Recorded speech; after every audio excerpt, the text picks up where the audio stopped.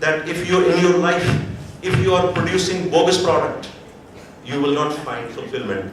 You will not be happy at the end of the day. So we need to understand that what does a business stand for? Once we understand that, then taking a standpoint, correct standpoint in my view, in the contributor, and from there contributing to society in the social entrepreneurship becomes very, very clear. Thank you for this.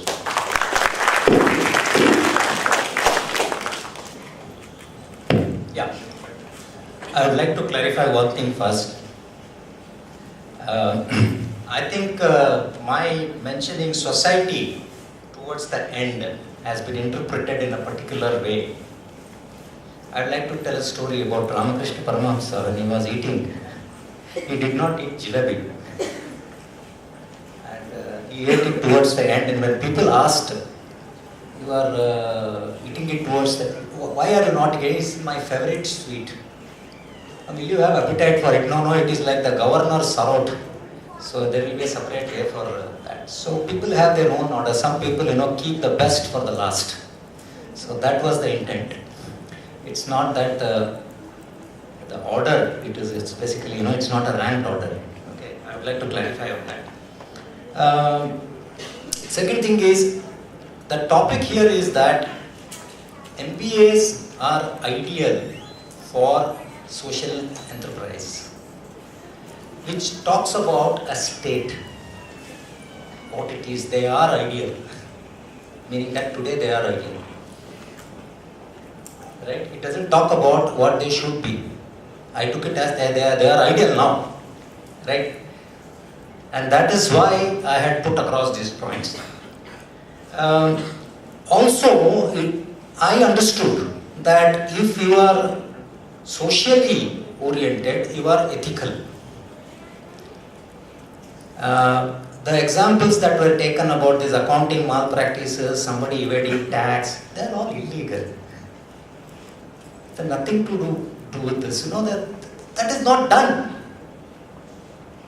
Right? We come to know about these stories, some 20 companies, 100 companies doing all these things, make a big story.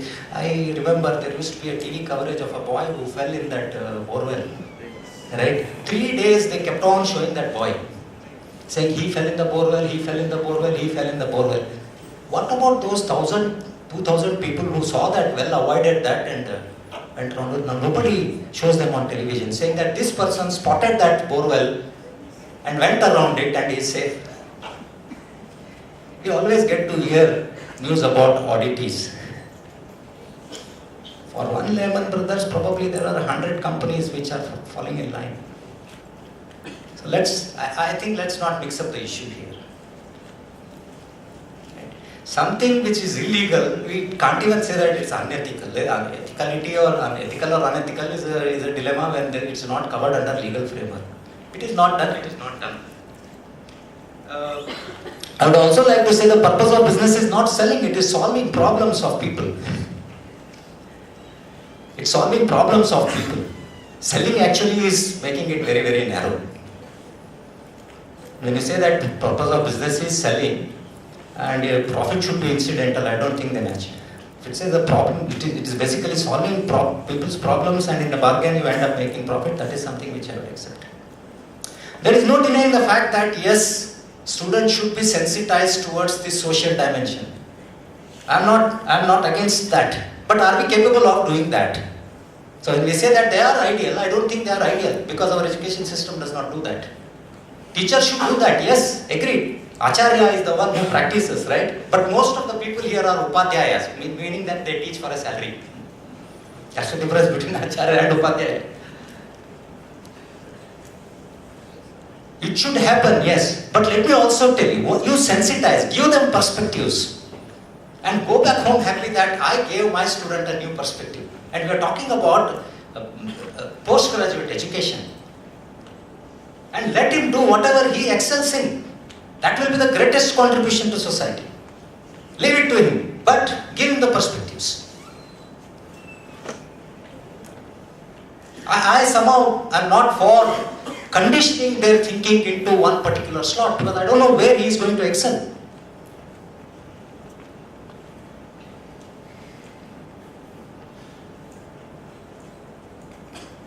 And that's all I have to say.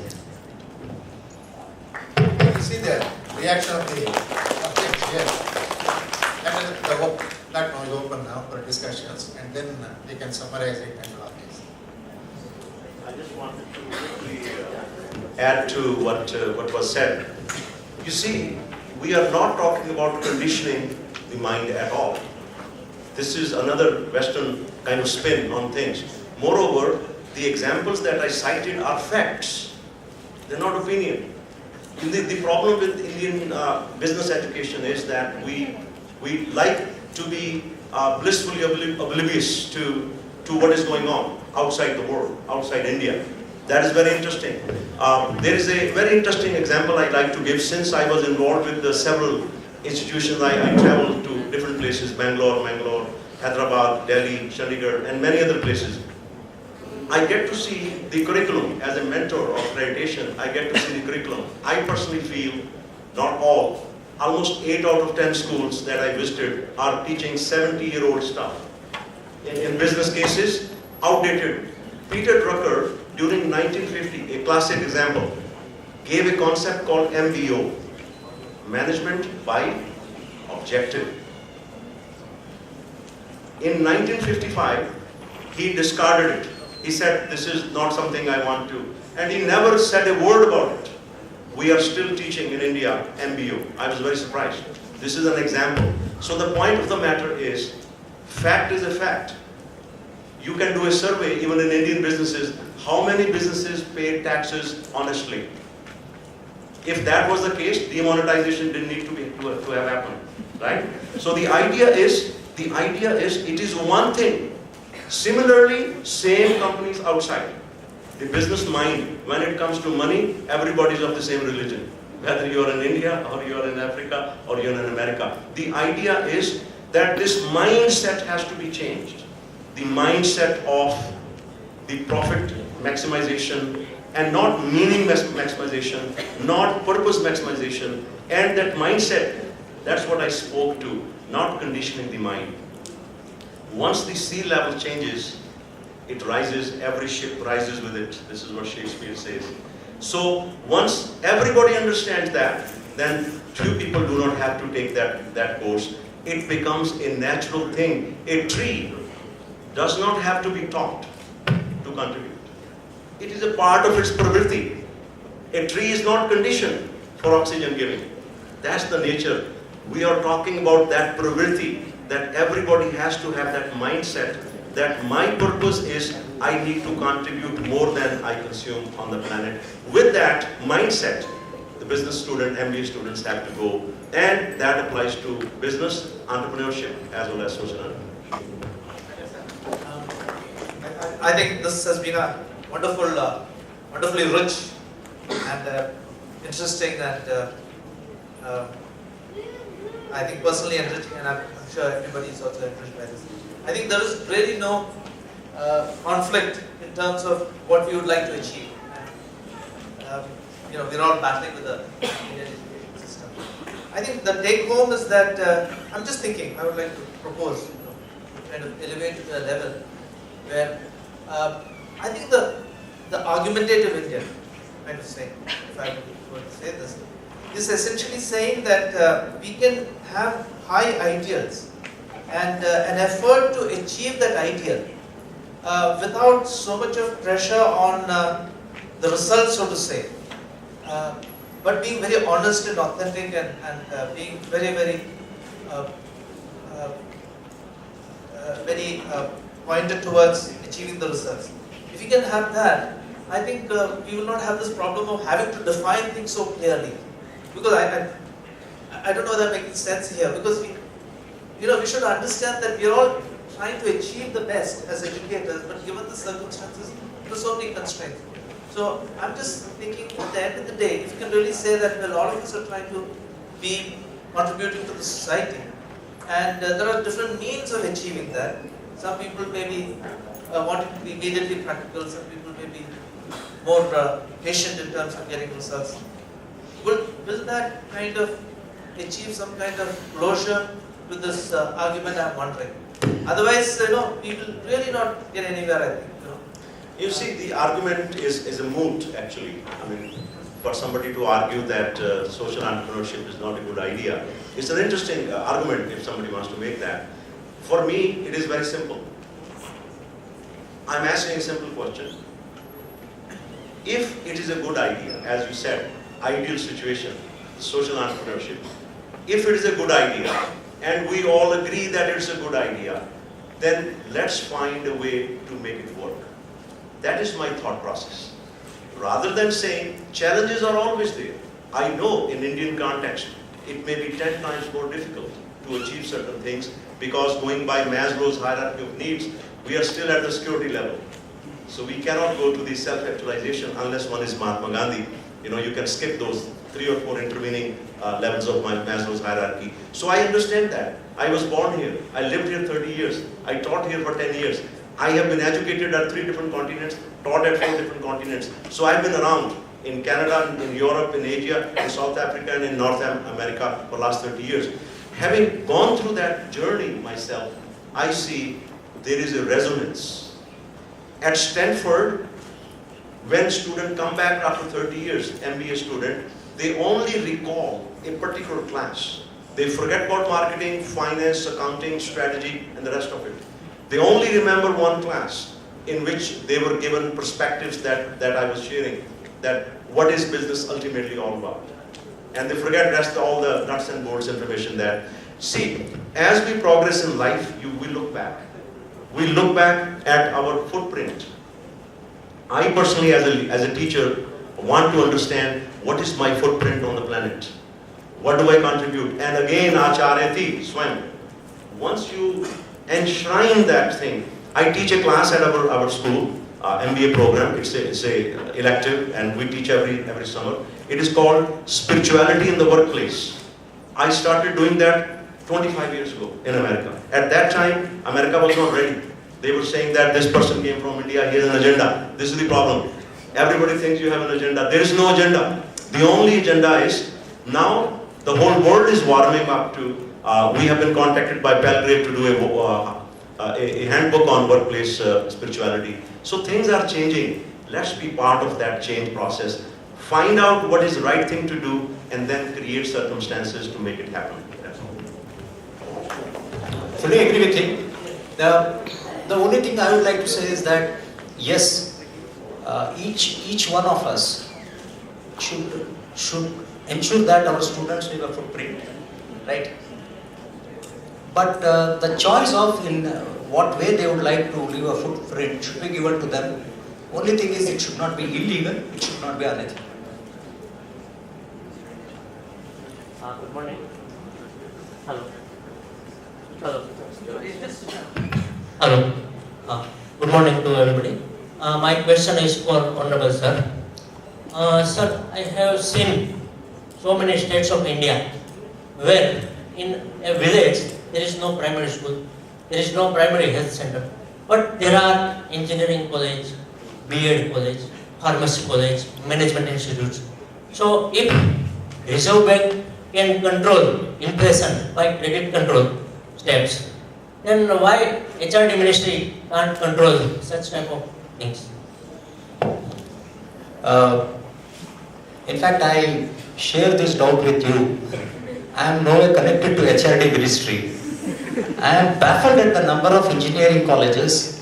And last year I read that in Andhra Pradesh alone there were about 60,000 engineering seats that no one wanted to take. I don't think setting up of educational institutes in India is done on the basis of analyzing a need gap. It is more political. We're talking about engineering colleges. Today, can we count how many IIMs are there? There are 19 IIMs. Many of them are struggling for good faculty members. A large number of new MBAs depend on visiting faculty. About 60-70% of the courses are taught by visiting faculty. There is not even continuity there. Right? Somebody comes, he teaches in one IIM, goes to next IIM, teaches the same course. That is the state of affairs. It's like I told you, education has now become more political, and recently I think the minister has made an announcement that all IIM should now double their intake. They should increase it to 20,000, right? So probably somewhere we lost the focus. I mean, so that's how it is. I have no answer to that, why these are coming up, but I know how some of them got permissions. Okay. The question should be brief and the answer also should be brief now because the time is a constraint. Okay, then I will only answer at the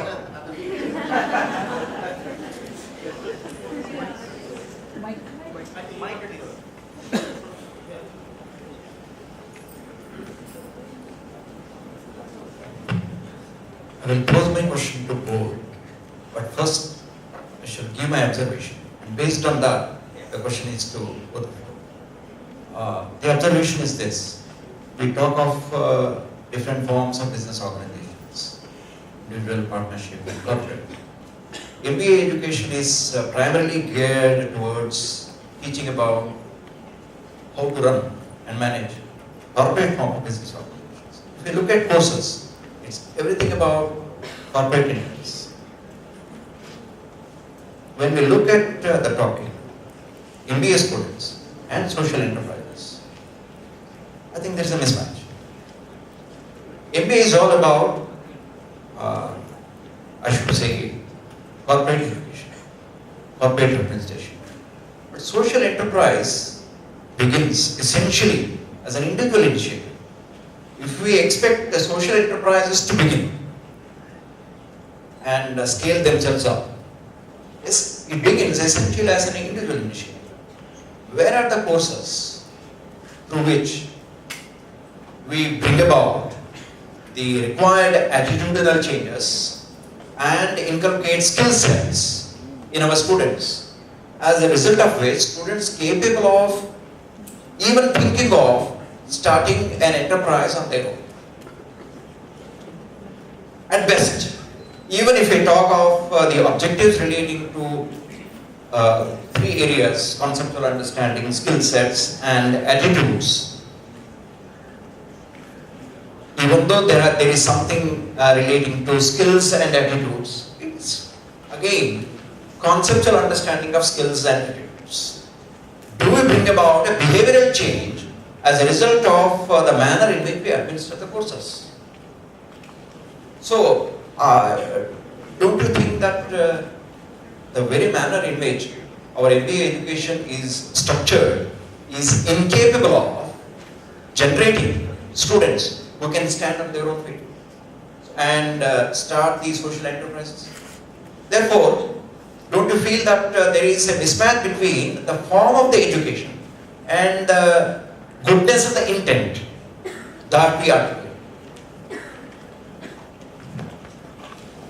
Yeah, that's what I said.